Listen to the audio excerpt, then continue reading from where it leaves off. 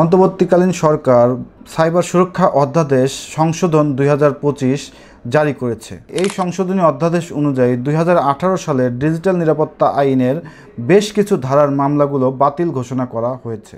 2018 সালের ডিজিটাল নিরাপত্তা আইনের 21 ধারা, 24 ধারা, 25 ধারা, 26 ধারা, 27 ধারা, 28 ধারা, 29 ধারা ও 31 ধারার যে মামলাগুলো বিচারাধীন ছিল বা তদন্তাধীন ছিল, সকল মামলাগুলো একসাথে এই অধ্যাদেশের মাধ্যমে বাতিল ঘোষণা করা হয়েছে।